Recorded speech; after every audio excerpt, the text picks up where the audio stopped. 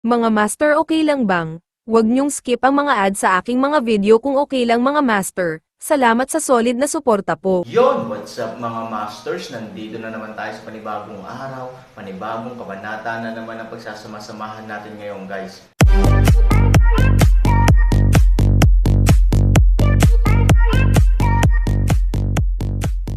Bali mga masters, kung bago ka pa lang po sa aking YouTube channel, please click the subscribe button, lalong-lalo na po yung notification bell guys, para maging connected pa rin tayo sa isa't isa at maging updated kayo sa mga susunod ko pang video. Bali mga masters, bago natin umpisahan ng kwento ay mag-shoutout po muna tayo para sa mga solid nating tagapakinig. Shoutout kay Fernando Jimeno, shoutout kay Goshen PH. Yun na nga mga masters, no? Bali hindi na ito patagalin. In 3, 2, 1, let's go! Tatay, Kuya Chay, paano sila napunta dito? Nagtaka si Fang Kun, ngunit tinanggap pa rin siya ng tao. Nakita na ni Kun ang kanyang ama at ang senior na si Chay, hindi. Si Fang Biao ay nasa mabuting kalooban. Sa sandaling tinapik niya ang kanyang anak sa balikat, ang kanyang mga mata ay puno ng pagmamahal at kagalakan. Gustong sabihin sa iyo ni tatay ang magandang balita, ito ba? Hindi maiiwasan na matanggap ka ni Mr. Chay bilang apprentice. Ngumiti si Fang Biao. Nang marinig ito, natigilan si Fang Biao. Ang buong tao ay direktang tanga. Gusto siyang kunin ng matandang Mr. Chay bilang apprentice. Hindi naman ako nananaginip, di ba? Ano ang pagkakaiba nito sa pay na nahuhulog mula sa langit? Dad, ikaw, ano ang sinabi mo? Pwede mo bang sabihin ulit? Tanong muli ni Fang Kun na nakabukas ang mga mata. Nang magkaroon ng ganoong tugon ang kanyang anak, ipinahayag ni Fang ang kanyang intensyon at malumanay na ngumiti, hindi ka nagkamali ng narinig. Gustong-gusto ka ng matandang Mr. Chay na kunin bilang isang apprentice. Muli, hindi lamang siya tumanggi na pagdudahan si Fang Kun, ngunit inihayag din ang nakakagulat na balitang ito sa lahat ng naruroon. Nagkatinginan ang isang grupo ng mga tao at nagulat sila. Hindi kailanman tumatanggap ng mga disipulo si Elder Chay, ngunit sa pagkakataong ito ay gagawa siya ng exception. Ito ang pinakamalaking balita sa mundo ng disyerto sa loob ng maraming taon, oo, sobrang nakakaloka. Gayunpaman, lalo na, mas ipinapakita nito na ang ating young master na si Fang ay kahanga-hanga. Tanging sa mahusay na talento, posible na gumawa ng exception para sa isang elder na tulad ni Mr. Chay na maging isang apprentice, hehe, tama na, tama na. Habang nagpapahalaga, tumanggo ang mga tao para ipahayag ang kanilang pagsang-ayon. Ito ay hindi lamang nagpasaya kay Mr.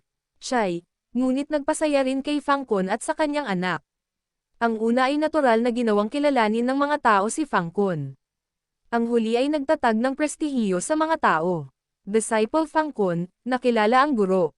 Hindi na masyadong nagsalita si Fang Kun, kahit na gusto niyang sumamba sa isang guro.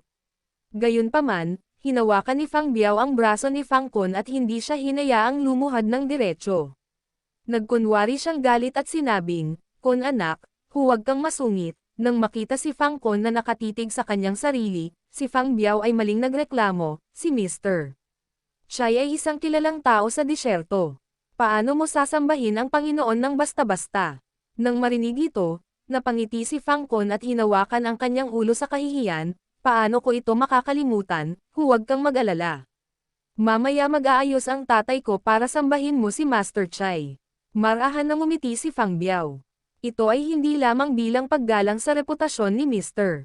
Chay na ginawa niya ang isang malaking kaganapan. Higit sa lahat, kailangan niyang samantalahin ang pagkakataong ito para isapubliko ang isa pang magandang kaganapan ng kanyang pamilya Fang. Sambahin mo si Mr. Chay, halata sa sarili na mas magkakaroon ng mukha ang pamilya Fang pagdating sa labas. Oo nga pala, nahanap mo na si Ice God. Ngumiti si Fang Biao at tumingin sa paligid, ngunit hindi niya nakita ang figure ng Ice God. Tila nakita rin niya ang pagdududa sa mga mata ng kanyang ama. Marahan na ngumiti si Fang Kun at sinabing, hindi, konting aksidente lang dito, maliit na aksidente. Naghinala si Fang Biao, may nanggulo, pero may pinadala ako para harapin ito. Nakangiting sabi ni Fang Kun. Tumanggo si Fang Biao at saka tumingin kay Fang Kun, dahil nahawakan na ito, huwag kang manganak dito. Pumunta ka sa Ice God at anyayahan siya sa iyong seremonya ng pagsamba. Dahil nandito ang Ice God, paano natin hindi ipaalam sa kanya ang ganitong mahalagang kaganapan ng pamilya Fang?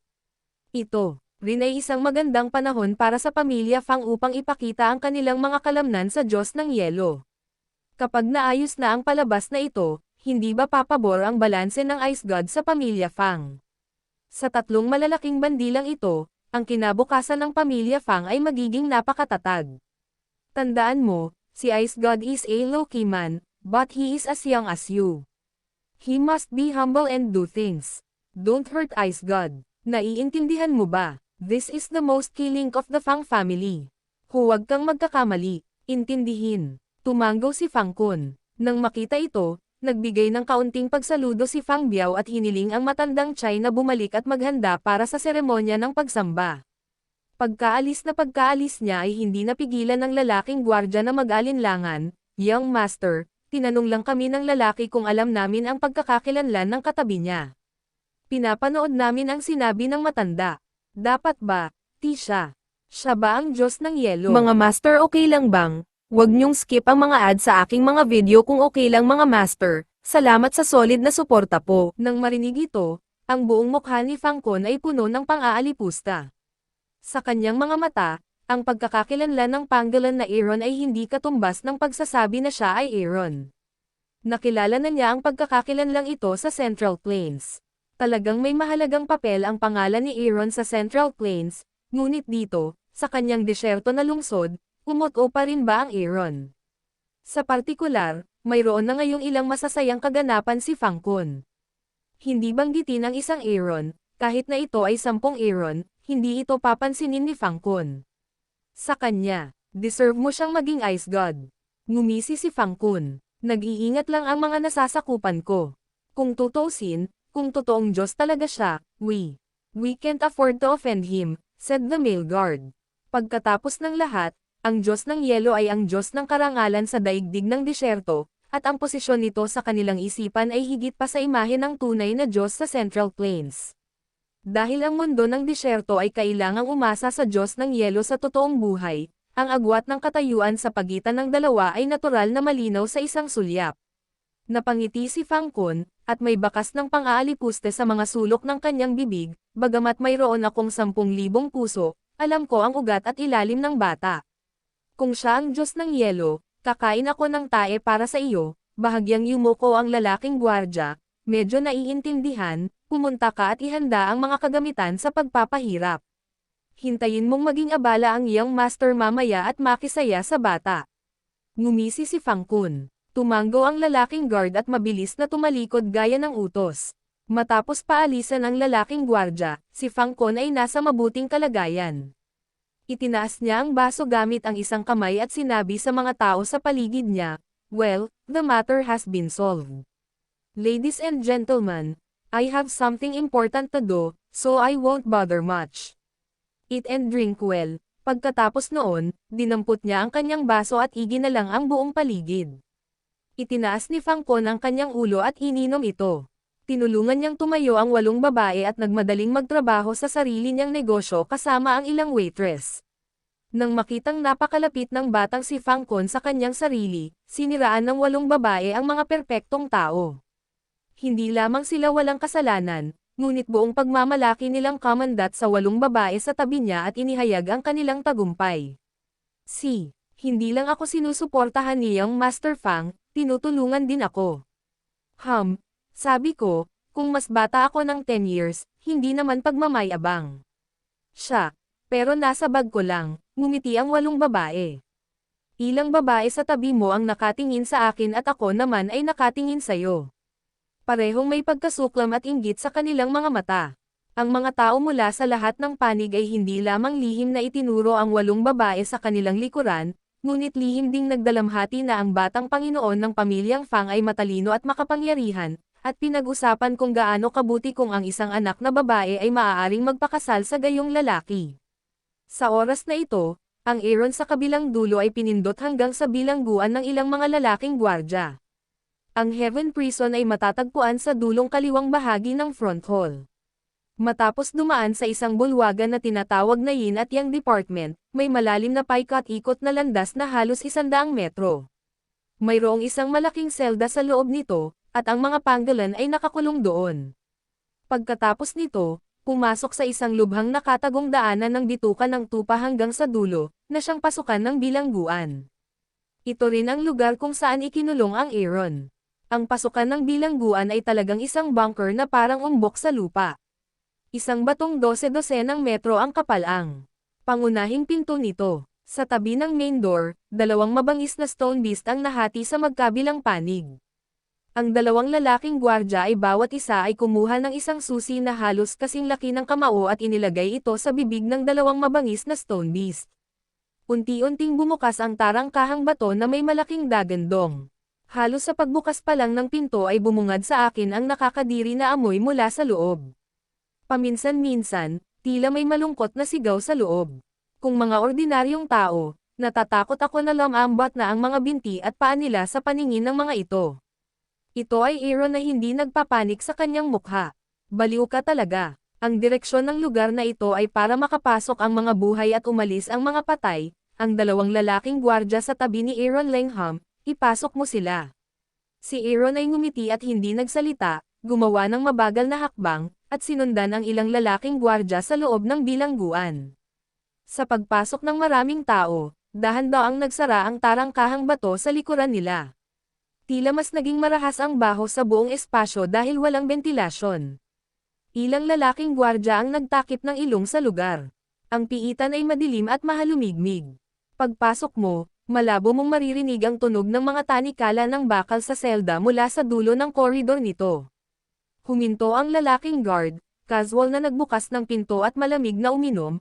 Pumasok ka, bagamat pumasok ang Aaron tao, tahimik na lumingon ang kanilang mga mata sa dulo ng koridor. Storytelling channel sa YouTube. Isang malaking kakaibang anino tulad ng isang tao ngunit hindi isang tao, tulad ng isang hayop ngunit hindi isang hayop ang nakatayo doon.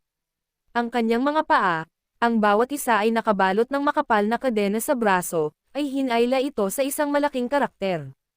Kahit tumingin lang siya sa kakaibang anino, sobrang mabalahibo ang pakiramdam ng mga tao. Ilang lalaking gwardya ang naglock ng pinto ng selda at nagkatinginan sa dulo ng isa't isa sinasadya o hindi sinasadya. Tapos tinulak mo ako at pinisil, at nagmamadaling lumabas. Sa pagtingin sa mga lalaking gwardya na tumakas sa takot, mapait na ngumiti si Aaron at umupo. Pagkaupo pa lang niya ay may pangungutya na sa dulo ng selda. Bagamat hindi malakas ang tunog, napakapuno ng kabalintunaan. Daga na naman, sa dulo ng silid, ang boses ay biglang umugang ng madilim at malamig. Parang kinurot ng kung ano. Paos ito, ngunit may malakas na masamang espiritu. Si Fang Fo ay parang demonyo, kinurot ang kanyang lalamunan. Napakalapit, ngunit napakalayo. Nang marinig ito, malumanay na ngumiti si Aaron at nahiga sa lupa na puno ng mga damo, na may dalawang mahabang paa na nakataas na walang tunog ng hukay. Lumayo ka sa kamatayan. Huwag mong abusuhin ang reputasyon ko sa lugar na ito. You don't deserve it. Hindi sumagot si Aaron, at galit na sumigaw ang boses. I didn't catch myself. You don't want to stay in the same place with me. You can talk to them and yell with me. Humalaklak si Aaron. Ikaw daga, how dare you talk to me like this? Kilala mo ba kung sino ako? Galit na sigaw niya. Bakit? Kailangan mo bang sumamba sa bundok kapag nasa kulungan ka? Hindi ako interesado kung sino ka.